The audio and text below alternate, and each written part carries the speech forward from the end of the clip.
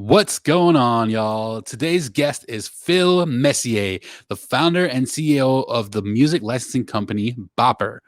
For those of you watching on video, welcome to my new studio, my little outdoor podcast setup. We'll see how this works going forward from now on. Uh, One disclaimer: we might have some road noise. It's really facing the street in front of the house and is a street with a lot of traffic. But hopefully, with this mic, we will not pick up a lot of that, and maybe we'll just add some nice little ambient noise. Anyway, to Phil. Phil is a musician, entrepreneur, and has been in the music industry for quite some time and is an expert in the world of music licensing. He's based in Montreal, Canada, the sister city to the love of my life, New Orleans, Louisiana, where I actually met the real love of my life, my wife, wifey cakes.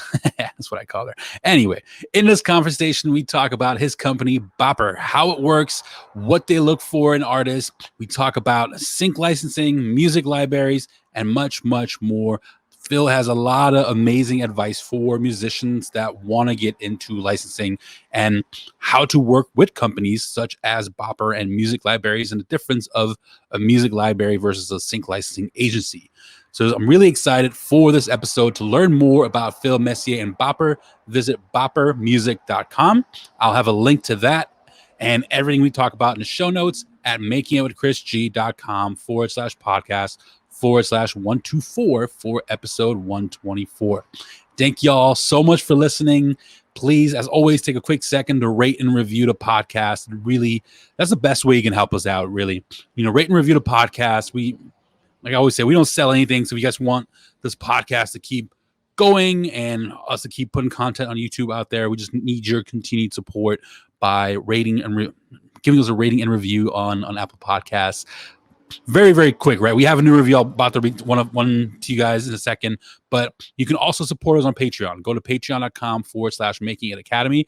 We're doing currently a 12-week course in digital marketing and music law and how to start a record label and record deals, artist management deals. So a lot of legal heavy stuff as well. So it's a great way to learn about the music industry, to learn about the different areas out there and how to start a label and how to manage your own music career. And we have the first lesson is free. It's on YouTube. So just go to our makingit.com with Chris G page, makingitwithchrisg.com page, and the links to everything is right there. The link to our YouTube, the link to our Apple podcasts and so on. But to our reviews. So this is how quick and short they can be, right? We don't need super long, elaborate reviews unless you want to. Like the more you want to put into it, I'll love that and appreciate that, and I'll definitely read them out loud. But this one is from Alyssa ATL, and the title of this review is So Helpful. 5 stars. Thank you, Alyssa, for the 5 stars. And she wrote, Chris talked to my college music club, and all his information was so helpful. He really knows what he is talking about. Well, thank you so much, Alyssa. Oh, just thought of this thing that we used to say at the Tampa Theater, the tech director, Lloyd, if he for some reason listens to this, shout out to Lloyd, but he would always used to say after every show when the artist would leave and thank us, he would say, we fooled him again. So I guess we fooled him again. We got another 5-star review. Thank you so much, Alyssa, and everyone that's leaving reviews and everyone's sharing the podcast on social media. I hope you enjoy this conversation with the amazing Phil Messier. Live the life you love. Tell me and the listeners a little bit about you, like what you're currently up to, and then about your company, Bopper. So I'm the founder of Bopper. We've been in business for something like 6-7 years, but we started growing much faster in the last few years. And what we do, what Bopper is, it's a web platform that allows people that work in brand content, so people that produce advertising and other types of brand content. It's an easy way for them to get to use the music by artists and bands, so they can buy licenses directly from the platform to use that music for their brand production. So it works pretty much like If you've ever used a stock music or stock photography, stock footage website, it works pretty much the same way.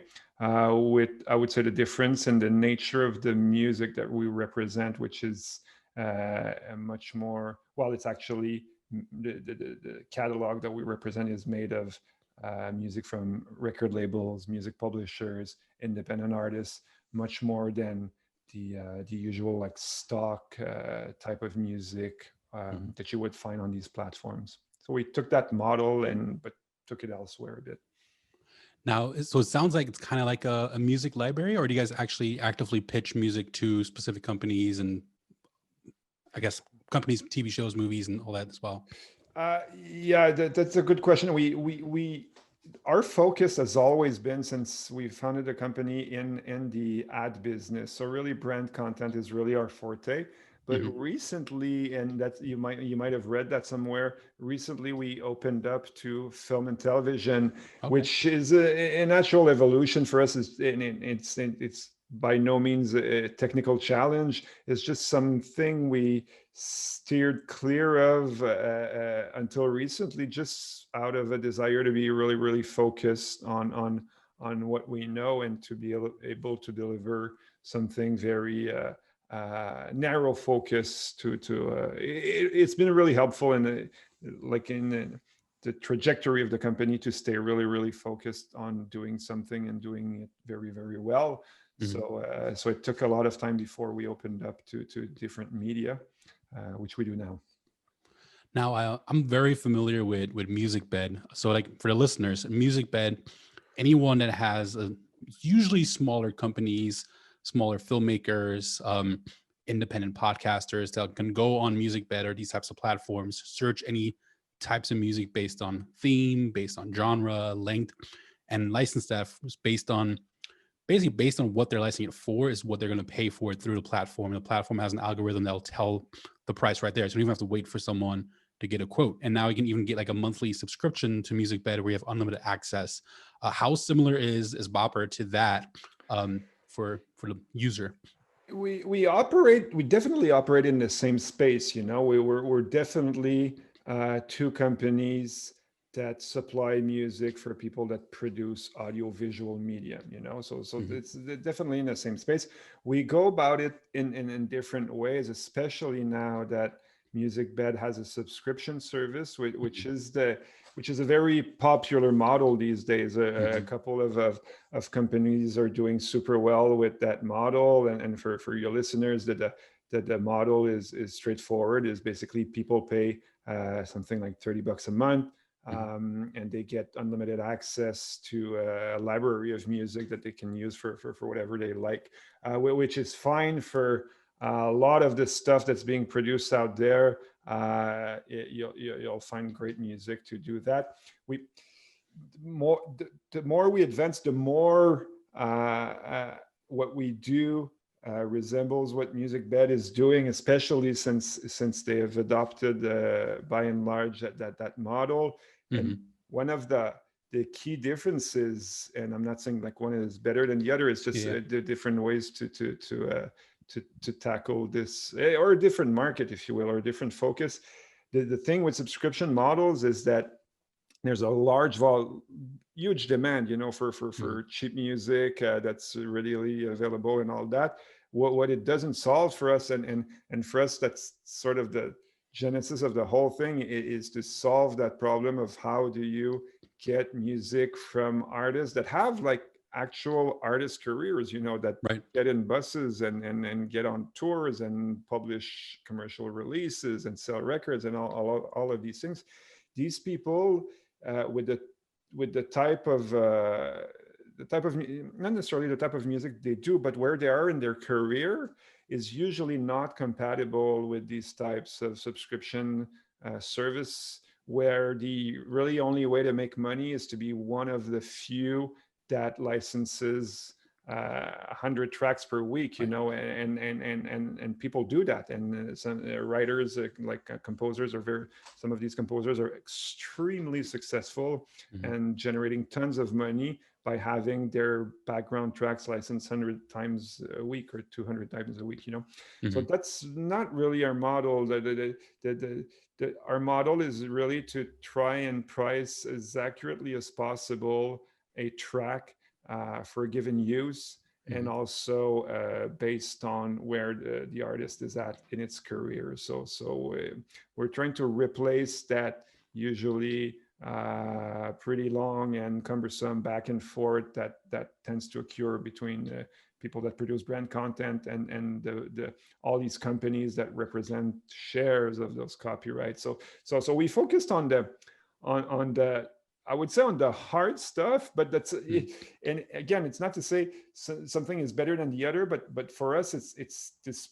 And I guess for me personally, it's this problem that I find interesting, you know, because to this day, even Music Bed, when it focused before the pivot to subscription models, they license music a la carte, if you will, like depend on the need, and or one-off licenses, if you will.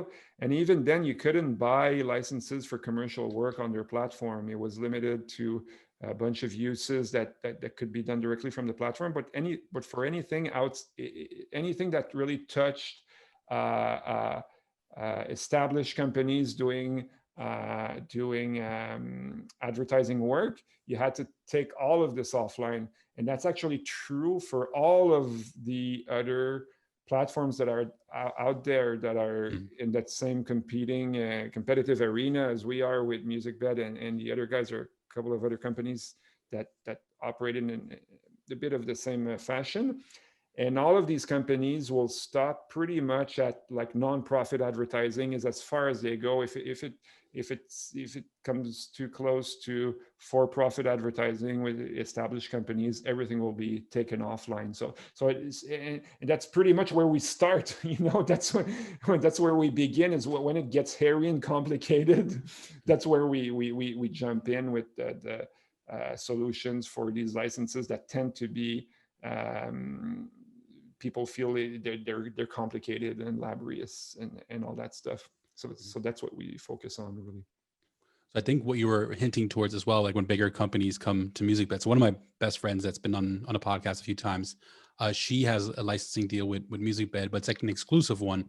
So we're like, and I'm not sure. We'll get into like how I guess deals work and how artists can sign up Sure. for Bopper. But for Music Bed, basically how it works, you and there's many others. I'm actually pulling up a list of some that I can mention to the listeners. But just the first one pops to mind because my best friend is with them. But like there's basically a library where you can go, you can search music, and you can choose music from specific artists. But when like I don't know, let's say Urban Outfitters comes along or some big company, then Hmm. that's taken off the platform as you mentioned, and Exactly. more like a licensing agent where they are negotiating now. Exactly. Yeah. Do you guys do any of that as well, or is it all through Well, the platform? Well, so some people like to do things offline, and that's fine. Mhm. And as you can imagine, when you're talking like 5, 6 figures, this won't be done on a web platform. Yeah. But as much as we can, you know, you'd be surprised at the amounts we build through the platform without hearing from the customers, and that's even a surprise to us, to be honest, Really? because sometimes those are quite large sums of money. Mhm. But yeah, we do as much as possible on the platform. But of course, we're realistic that at some point, especially with new clients, you know, they'll want to make sure we're for real and we're real people Yeah, and all for sure. that. We're not just some internet company. But that's really the transactional aspects, because the actual quoting is 100% done offline, unless it be like some agencies and production companies still like to call us because they like working that way. And as I'm sure it's the same with all other companies out there. You get calls and people have like opportunities and they need music, Mhm. so you help them, of course. Yeah. But a lot of that is done online, especially the quoting. There's nothing that prevents you from doing all of that stuff online. You know, there's no like like a curtain that's going to come down on you during the process and say, oh, that's not, you can't do that here. Please You can call. yeah, please call. Yeah, that's it. We constantly joke about please call us, and Mm. that's our dread. We resist putting, and trust me, there'll be a million reasons to put that call us button in so many places on our website. But to me, like the minute you put the call us button on there, it's not an Yeah. e-commerce website anymore. It's just it's a marketing tool, you know. Mm. And a lot of platforms have launched that as e-commerce website in that like B2B music space, Mm. and end up just being like nice marketing tools for businesses that actually operate completely offline. Mm. Um, and for good reasons, you know.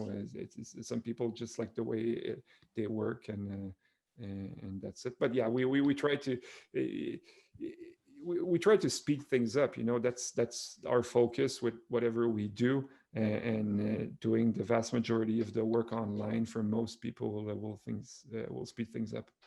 Did I understand that right? So it sounded like when you were explaining it that the more developed an artist is, the better the rates for the artist. So it's like when someone's just signs up and they're brand new, starting out, maybe the company will pay a little less for those artists. But then if they want more established artists, then they can pay a little bit more for more established artists. Was that right? Totally. Yeah. And it's actually tied to our best proxy for that is Spotify plays. So Okay. that's our first go-to to determine that. But that's the starting point, because with everyone we work with, it's very much a two-way discussion on how we set the prices. So like you referred to before, we also use an algorithm to come up with the prices. There's just way too many possibilities to cram into a rate card. Mhm. So it's an algorithm, and one of the big drivers of the algorithm is the notoriety of the artist. And like I said, Spotify is our go-to place to for proxy for that, but that can be changed 180 degrees if that's the Right. wish of the artist, and we feel it's coherent with what we think we can get for track. You know, if a track has 5 followers, an artist has 5 followers, but we believe strongly in the track, and so does the artist, there's no reason we wouldn't price it higher, or drive its price higher.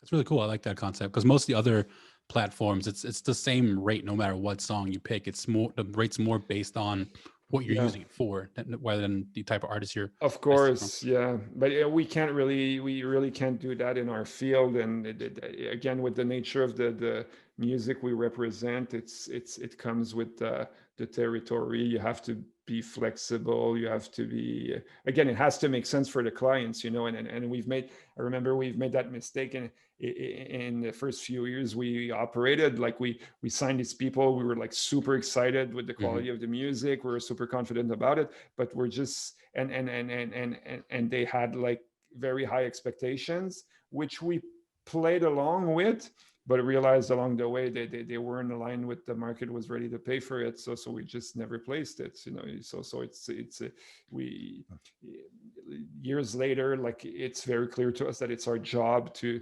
advise. We're not there to dictate. It has to make sense in the end, but it, like I Right. said, it's really a two-way conversation between what people expect and their strategies too. Some people are all about like, give me volume, you know, place it, place it, Mhm. place it. I want my music everywhere. They want to collect royalties in Europe, things Yeah. like that. And that's perfectly fine. And some other people are like, nah, just bring me the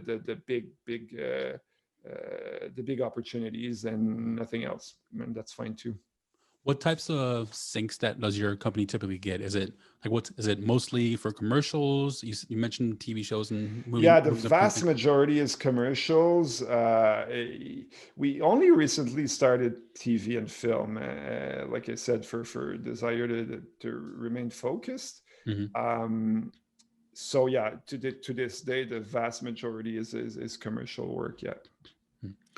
What's the industry been like? Because I mean, especially now with COVID, I would assume it's booming, but it's so much content. There's so many content platforms like YouTube TV now. Yeah. Netflix, Hulu. It's an endless amount of platforms, and Oh yeah. all of them have commercials. Have you Yep. seen the industry like grow a lot since you started 5, 6 years ago? Yeah, and it really grew in precisely the direction you're pointing to. It doesn't grow by the broadcast is broadcast. You know, Right. broadcast isn't growing, hasn't been growing for a long time. But these channels, man, it's like every year brings another channel, and and Mhm. and that was actually like one of the big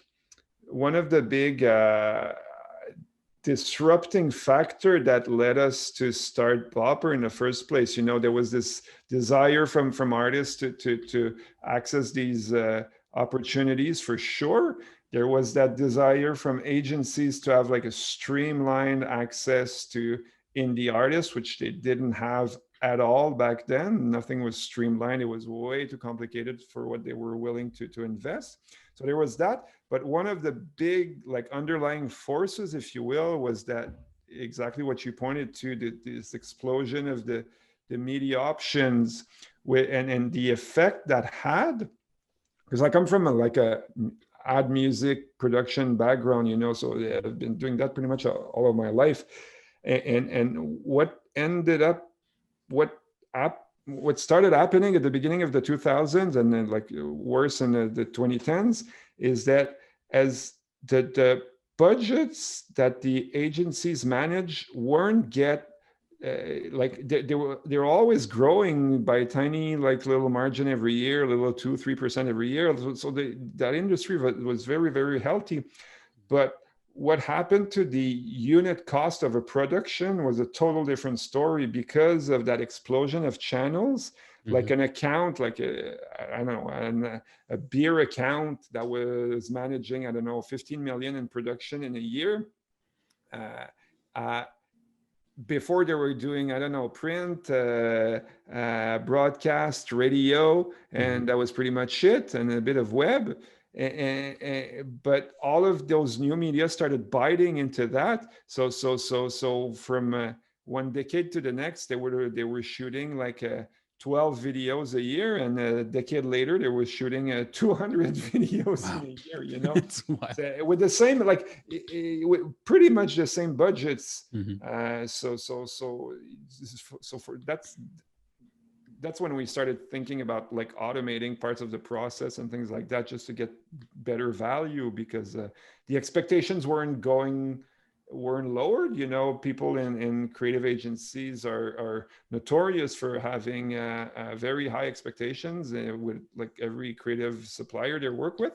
Mhm. So the expectations weren't moving at all, but the budgets were moving. Yeah. But there was still good money to be made because the volume was increasing as the at the same time. So we just had to adapt, and that's what that's a big force that was pushing us towards automating Mhm. more of the process. So before I switch over to like the artist side, what percentage of syncs that you guys, I guess, broker or whatever the term is, would you say happens automatically just through the platform versus that you're negotiating directly with the companies? It's a bit over 50-50 Okay. in terms of transactions that happen online. But Mhm. if you look at the dollar amount, it's actually more, we generate more revenue offline Sure. because those transactions tend to be the larger transactions. But yeah, we're pretty proud of that actually because that's always been. I know so many people that did like good initiatives, like well thought through, well executed, and didn't manage to convert these people to actual e-commerce transaction. It's surprising when you actually look under the hood, Mhm. and so it's a pretty big accomplishment for us. We're really happy, and there's so many things that come into play for this to actually work, for this to make sense to people. You know, Mhm. you have to have a lot of stars aligned. It totally makes sense because I mean, having seen some reports, I mean, you could have 100 automated syncs through the platform, but if that one big one comes along that you're negotiating, that could be way more than those 100 little ones for sure. This is exactly what's happening. Yeah. And are those companies that you mostly work with? Are they?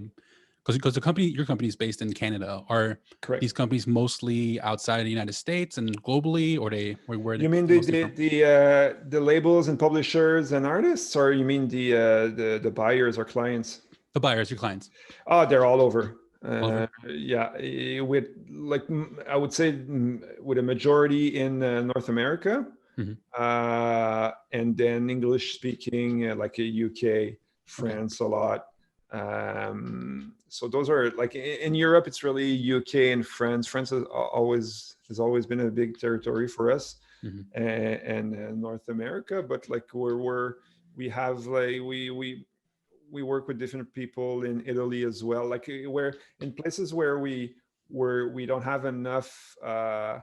Um, I don't know, people to really develop like we would like. We work with partners, Hmm. so we try to get our coverage that way. Now, do you guys help the artists with royalties at all? Like getting at least getting set up the right way. So let's say you have an artist from the United States and they work with you guys, and some of these things are coming from France, UK, Canada. Because if they're streaming over there on their platforms, it's different PROs. It's not ASCAP, BMI, and CSAC. It's like SOCAN is the big one in Canada, right? Yeah, it's different PROs, and it's a pretty crazy system, you know. Yeah. I've been in this business almost 20 years, and it's still a struggle to make sense of the PRO system, because in many ways it's coordinated and work the same way from one country to the next, but that's they work the same way, but that doesn't mean they work with one another. Yeah. Okay. Yeah. That's a big difference, because technically, if you're a signatory to AS, if you're an ASCAP member, technically ASCAP represents you for the world. You know, it's Mm, responsible to collect your royalties from France and Germany and Canada and all that stuff. It just never happens that way. right. So Is yeah. that why artists sometimes get a publishing admin deal? So like those administrators can go chase down Yeah, those royalties? exactly. Because if the system worked as it was designed to work, well, there are other reasons for that, but yeah, royalty collection is a big one, and if the system was, yeah, again, like working as it should, you wouldn't need to have like all of these people around the world that tracking your royalties for you.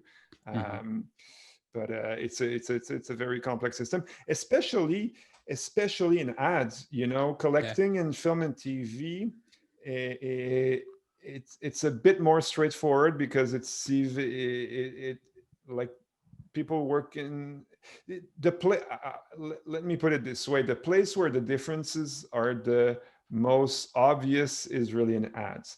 Hmm. It's major, you know, like collecting money for ads through ASCAP and through SACEM in France is a wildly different, and the money you can generate also is wildly different. But to get back to your question, do we help artists with that?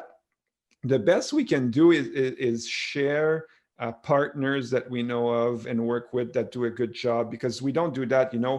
Hmm. If you have listeners asking themselves, if we're not entitled to any of those royalties. We're just Right. basically a sync agent in the end, you Hmm. know. We have a platform and all that, but contractually we work like a sync agent. It's a commission based setup, so we Hmm. don't touch those royalties. So there's obviously no incentive for us to spend some Right. time running after these royalties. That said, we do have experience, because we've been in those trenches before. So oftentimes we'll connect people with different companies or other people out there in different countries that could help them collect that money.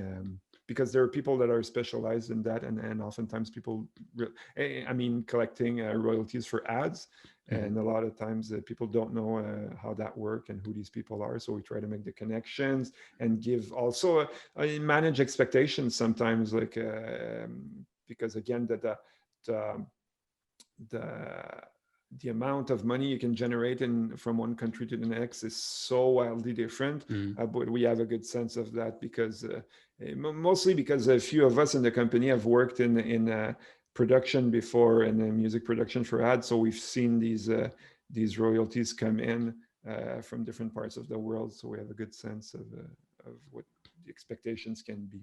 Mhm. Since you mentioned the commission part, so like sync agents for listeners, most of the times the way it works, you will get a sync, whether it's automated through your platform or you're negotiating directly or you're actively seeking out and finding partners. The way syncs usually work, the sync agency will take a commission off the top. So that's always for easy math. We'll hope it's $100,000, right? But for easy math, let's say it's 40%, 40 grand will get taken off the top, and then the rest will basically be distributed amongst the songwriters and publishers if you have multiple people involved. Is that typically how deals work for you guys? You don't have to go into exact percentages. That's exactly how it works. It's as simple as that. There's a lot of things that are complicated in our work. The agreements with our artists and labels are not the complicated part. It's exactly as you described, written by attorneys. So it's 2 pages long, but yeah, that's what it says. And like I don't want to sell I don't want to be selling our agreement, but I think it's interesting to know the way we work is that it's those agreements are by nature extremely flexible. And what I mean by that is that the way we build them, and it's really out of necessity, again, because of the nature of the people we represent and the work that we do, people can really come in and come out. It's almost a revolving door, those agreements, because we know that people have if I work with an artist that has a publisher and a record label, I know the publisher is working his ass off to place that track on other commercials elsewhere in the world, or even in the same market we operate, regardless. And I'm expecting that. So to account for that, I have to allow these people to pull out of the agreement, if only for the reason that these guys could land an exclusive sync deal with a brand. If artist XYZ lands a sync with Nissan on one day, you can bet that if it's a big dollar sync, they're going to require that they're exclusive for the automotive industry for Europe or something like that. So they have to be able to call us or email or Slack or whatever and say, okay, pull out track XYZ because we just nailed a cool sync with Nissan, and we have to account for that, allow for that.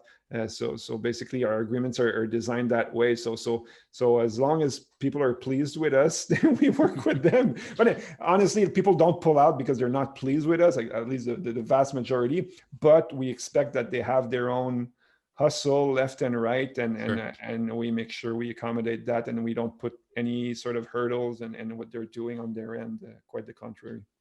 That's really cool that you guys are flexible like that, because you actually do not see that a lot at all. So I want to dive into that a little bit more, but before we do, I guess let's address the artist part.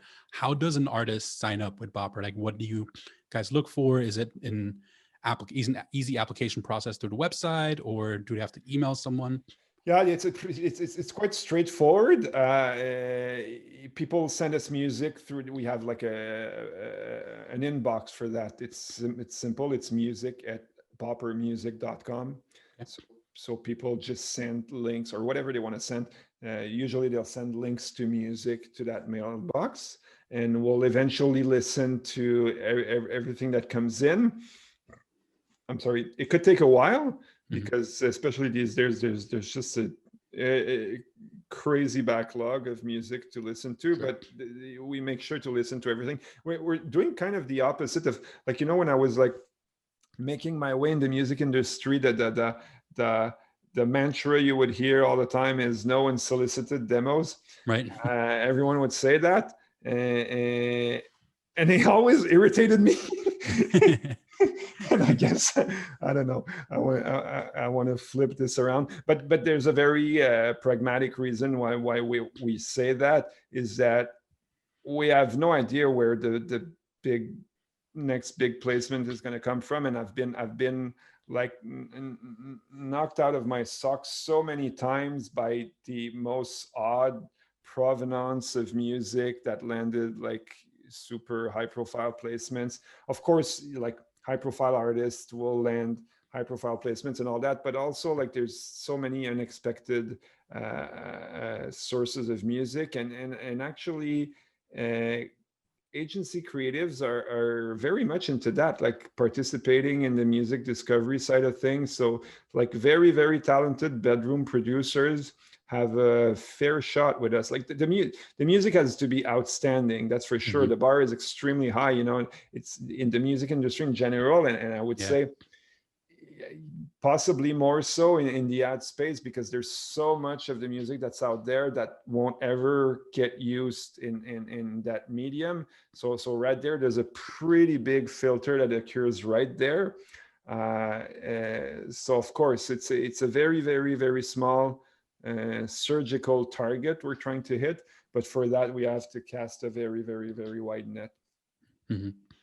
So I try to teach proper email etiquette when people are reaching out. Since you have an email submission, what is so it's like kind of a bonus for anyone that's listening here at this point, but what is kind of the email that's most likely to get in response? Like, what do you want to see? Like, how long is the email? What kind of links do you ideally want to see to Well, what? that's it. I keep hearing that, at music conferences and panels, and Mhm. people go to great lengths to describe the perfect email. And Yeah. as much as I get that, if I can listen to a track quickly, I don't want anyone to take this the wrong way, but I won't read the email. Like Okay. all I'm looking for is the big play button. Just send the link. That's it. If I could just hit the big play button pretty fast, I don't care when you released it. I don't care. I'll get into that eventually if I like the track. Right. But at first, I don't really care about the spiel. I absolutely do not care if you mixed it but you haven't mastered it yet, and you're just to go about. And Right. I don't care about all that. All I want is the big play button that's easy accessible. So if it's a SoundCloud, Bandcamp, all of these things work perfectly fine. Source audio, whatever it is, as long as I can find the play button quick, and that's how it starts for me. And then to like a thing that will give that rubs me the right way, if I can say Mhm. that, is when I feel that people have actually thought about this. They actually know who they're pitching it to, and you'd be surprised at how many people don't really think about that, and they just like spray and pray. And you've seen that before. They send music everywhere, and pray. Like, I like people that took the trouble, that went through the trouble of saying, okay, I have like 70 tracks in my repertoire that are all amazing, but I think these 3 tracks are for you. Okay. And they set it aside, or made a little playlist, or just put like sort them into they made it easy for me to find the 2 or 3 tracks that make sense. And and this is kind of a ratio that I run into quite a bit with artists. Like, with a production of like 50 to 100 tracks, there might be 3 or 4 tracks to me that are like real winners. And I'm talking about like a good artist that Right. produces quality work and all that. There's no chance in the world that those 12 tracks on the album are Yeah. sync friendly. There's just no way. So I want to hear those tracks that have potential in my world. So that's the ideal. Mhm. I talk about that a lot. I always tell artists I have this bare minimum rule and then the ideal rule. So if they're writing an EP or an album, the bare minimum is 4-1, meaning if they're writing a 5-song EP, they need to write at least 20 songs. But ideally, it's 10-1. They write 50 songs. Because Yeah. who's to say that your first 5 songs that you write are the best 5 songs? Who know? Yeah. Yeah, I mean, Michael Jackson wrote, I think it was 120 songs for Thriller. I'm not surprised. I didn't know. Yeah. Yeah, I totally agree with that. There's definitely something to say about the quantity. I'm all about like the craft and those things, like making it like real work, and going at it again and again and again Yeah. and again. And if there's talent and persistence, hopefully something comes up and it's good and it's usable. Yeah, this guy Jeffrey James that's been on the podcast, he said in Nashville they have this rule: the first 200 songs you write, throw them out and start over. That's kind of their rule. but maybe the first one is amazing. I don't know. Yeah, right. I I'm can do always, that, I guess I don't like rules. I'm like, no, don't throw it out. I might Don't throw it use, out. Yeah, you might have some I good might stuff use a there. few. Yeah, that's it. Sounds pretty extreme, but I guess before we go on to like what types of songs work the best, just to kind of push on the email part a little more. So if someone were to write you an email where in the subject it says sounds like, and then maybe have like some similar artist that it sounds like, and then make it a little bit. I like making it personal. So if they said, "Hello, Phil, heard your conversation with Chris on his podcast. Keeping this short, but I really loved this part you said, and here's a giant link to the music." I like that already. Okay, cool. Giant link. You got me a giant link. Size 50 font. That's kidding. So, What types of themes these days do you feel like do the best? Because like there's all these blog posts and books now that talk about like different types of themes that are most sync friendly. What have you seen? well, it's always difficult to answer that question. What Mhm. there's a few things that we know, because I can tell you my opinion today, and it might change in 3 weeks. Yeah, But there are a or after couple this of things podcast. that, yeah. So there's a couple of things that we do know from experience. Okay, there are large swaths of like genres that are not useful for people working in brand content. And sometimes it's a bit surprising, but Mhm. to me it's so obvious with hindsight. Like, I don't sync jazz. I Okay. mean, like, I'm a sax player. I love jazz. It's nothing Yeah. against jazz, but I don't sync jazz. I don't really sync blues either. I don't sync any sort of metal that I can remember. We bear we don't sync rock that much anymore, Really. and 10 years ago we would sync rock all the time. Rock is These days, dying. This makes me I sad. know, man. It's yeah, I'm saying this, and it's like, oh, eh, I think it's the first time I've ever said that, but we barely sync any. And again, it really depends. I've been corrected by some people in different parts of the world that Sure. say, oh, we sync tons of that stuff. But very generally speaking, jazz no go, and, and metal, and yeah. So there's these big things, big parts of the business that we don't barely even touch. So that's easy. Another that's a bit more surprising, and I think that's useful for all the artists that are going to like music conferences and meeting with supervisors and all that. Be careful with the breakup songs, because they might be like your best work and your most personal work and your most like blah, blah, blah, all of that good stuff. For sync, it's tricky, and it's actually kind of a trap. Okay, I find, because a lot of the placements we remember the most, like the end of the show on Grey's Anatomy, or that sequence in Paul Thomas Anderson's Magnolia, like sequence shot, freaking 4 minutes, one song, no Mhm. dialogue. So we remember all these placements, but and they're like arguably breakup songs, whatever. Right. But those are so the exception to the rule. you know I don't like we remember those, we like those, but in the daily lives of people like me, and I'm sure a lot of music supervisors, like, shows and for sure ads. I won't go too deep into film and TV, because that's a bit less my world, but Mhm. for sure ads, we don't use these songs ever, ever, Right. ever, ever. So that's not your best feet forward. Never, ever, ever. So, and I'm saying that to like I do like events and conferences and things like that, and I always tell people, be careful. Don't come. That's not your best feet forward. Even though those might Mhm. be great songs, they're usually not very useful for us. So look elsewhere. So again, it's easier to say what not to uh, to bring. Mhm. One thing that I find, like, because there's no genre of music that today that we can say, okay, this genre of music will absolutely sync. It doesn't work like that. Mhm. Like, to me, the most important things are like, is it culturally relevant? One. Okay, in terms of, Go and on. it's so hard to define. Like if you either get it or you don't. Like you listen to a track and you're able to say if you're attuned to these things that something is culturally relevant or not. And if someone doesn't have a sixth sense for that, it's very, very hard to point to why it is or not culturally relevant, but that's still a reality. Second thing, does it have some sort of pop sensibility to it?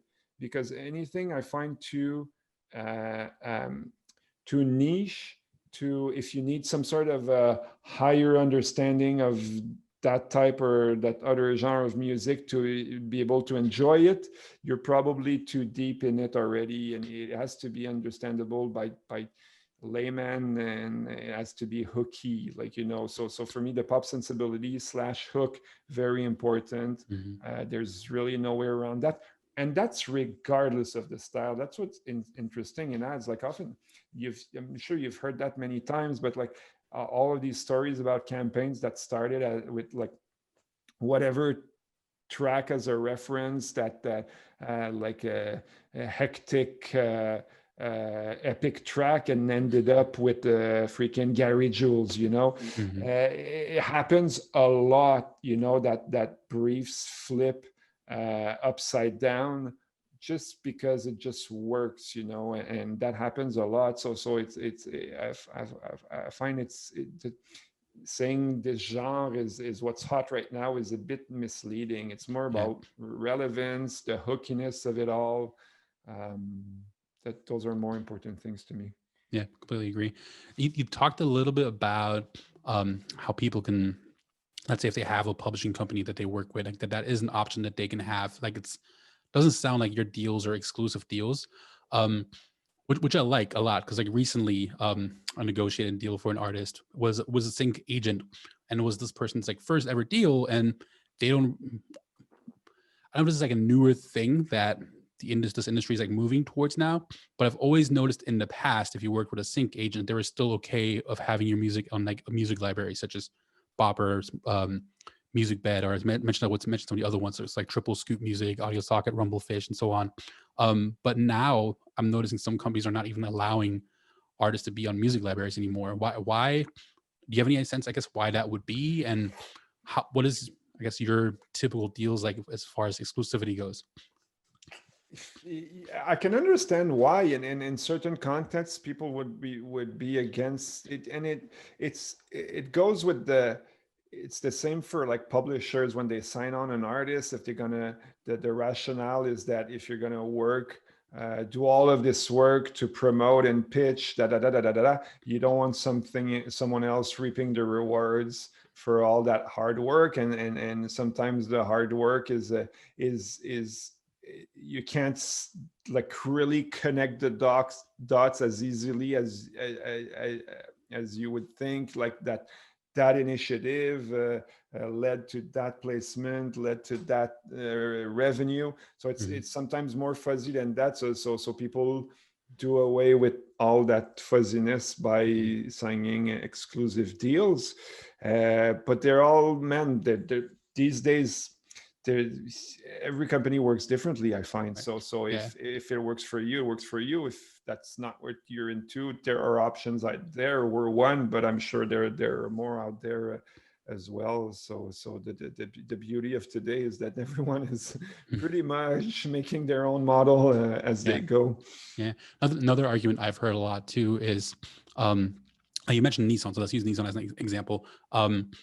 If you, because like one of the biggest challenges for pitching music for sync is clearing the songs. If you have multiple people involved, that could be a giant pain, and that's where maybe a lot of trouble can happen. So if you have company XYZ and company ABZ pitching the same song to Nissan, I've heard like the music supervisor at Nissan might then get nervous. I'm like, well, What's who is going this on here? artist? Yeah, yeah. Is this going to be able to be cleared? Let me just go to someone else. And they just kind of just like run away when multiple Yeah, people are yeah, yeah, pitching yeah, yeah. the same song. So I've heard that a lot too. And then like the thought I always had is, everyone has their specialty. Like I've seen some deals where like, okay, this company only does TV shows and movies, and this company will only do commercials. And then this company here is like, it's the library. Like let them be part of the library too, because if I am looking for music for my podcast, I'm not reaching out to some sync agent, I'm probably going through story blocks. Is actually what I go through. That's the way we see the landscape today as well, we feel we're just one part of people's hustle, and they have their channels for podcasts, they have channels for whatever they need to do, and we're just a part of that ecosystem, and we're just one channel for them to monetize their work. And that's a bit why I was saying before that we like our focus on ads, because it makes things clear for people. They're like, they say, oh, I have a sync agent in LA, and we're like, cool, don't Mhm. change a thing. Right. Give us put us in touch so we can coordinate, but we don't feel we have to fight. We have to compete with these people, and that's a new reality for us doing film and TV, and that's why I said it's still a bit experimental, and then we're going slowly but surely. We keep our focus on ads while we see how we'll navigate these waters with all these other people out there that are already doing a good job doing that. And we're not trying to replace these people. It's just that, like, we have all these people from the TV world, especially, that come to us. They just love the music we selected. They kind of know. Mostly it's from people that like do a bit of ads, and then they Mhm. work in film, they work a bit in TV, and then they carry us with them, and they want to use us with the other work they do. So right now we've been sort of doing that to follow that demand, Mhm. and try to figure out how we'll play with the other guys out there that are already doing that work. Yeah. We have a few minutes left. I want to kind of turn the table towards the focus on you a little bit. So I see the banjo and the guitar in the background. Yeah. Are you a musician yourself? Like, how did you get started in doing all this? I started, like, I followed the trajectory of a lot of people in my business. Like, I started as a player, like I said, sax player, Mhm. became composer slash studio rat slash producer. But I guess that one very determining factor for me was I was in technology very, very early on, and Mhm. way before it was cool to do so. Like, I remember when I was in college in music, I was pretty much the only guy that was into samplers and computer recording and that sort of stuff. And that really, really helped me, because it made such a big difference, because very early on I was with my buddy Paul, with whom I founded Apollo Studios. We had the bedroom studios before we were talking about bedroom studios, Let's go. and so very early on we got to make a living for ourselves doing music, because what was fun is that we were like super young, and the people at agencies that became our clients very early on, doing music for these guys, they were used to working with like guys twice our age, and twice Mhm. their age actually, Wow. which were like amazing composers with like crazy like setup built over like long multi-decade careers and all that. But they just didn't listen to the same music, didn't go to the same parties, didn't read the same zines or whatever it is we Mhm. were reading. uh, and so we came in with like our like cheap tech that we could afford, and our ability to produce final recordings super fast, super easily, and that connected with that crowd we were vibing with, and we shared cultural references with. So that really got us, that was a good kickstart, that the mix of technology, again, cultural relevance, we were Mhm. relevant to these guys, and that was our edge. We didn't know at the time, but looking back, it was very, very, looking back, it's very, very obvious that the big reason that they would go for us is that they could speak the same language, and then share ideas with, and they knew we'd understand. So this was kind of the combination that got me into music for ads. And then we went on a like uninterrupted, like crazy ride of growth for like 15 years. So we grew from two guys to 100 people Wow. in over 15 years, working in 7 different cities in the world, producing for all the major agencies in the world. And it was fun times. And I sold, Paul and I, we sold that company in 2016. So that's when I turned the page and really got into Bopper, which is another chapter. It's the same kind of crowd, but definitely another way to go about it. I saw you got your bachelor's in music in Montreal and your bachelor or master's in business in Montreal as well. Are you from Montreal originally? Like, did you work here? Yeah. Born and raised. Lived in Toronto for a couple of years, but yeah, I'm definitely a Montreal guy. Pure breed of like, it's a French-speaking city here, so it's like the mix of like a French and more like North American culture. So that's where. Does everyone there speak French and English to the most part, or? Pretty much, yeah. Back in the day, it was more separated. You had like the Anglos and the Francos and fights and so on under the whatever, like old time stories. But no, these days, pretty much everyone, at least in Montreal, here where I live, people speak fluently. They switch from one to the other fluently. Now, I don't know. So I don't know if you've been to the United States, but Montreal is definitely on my bucket list of places to go. And as soon as COVID's over, my favorite city right now in the world is New Orleans, and that's where I met my wife, and I lived there for a few years. And apparently, they're sister cities; like they're very similar. Very, yeah. There's if you like New Orleans, you would definitely like it here. Come down during the summer, hit me up. I'll show you around. I love doing that. That'd be awesome. I love that. Yeah. Make note of it. I'd be happy to show you around. Very cool. Yeah, I meet a lot of interesting people from Montreal, and it seems like you guys have a really vibrant, not just music, but just arts scene in general, and a good food scene. And I don't know if it's the European side or whatever it is, but there's a lot to be liked here. That's awesome.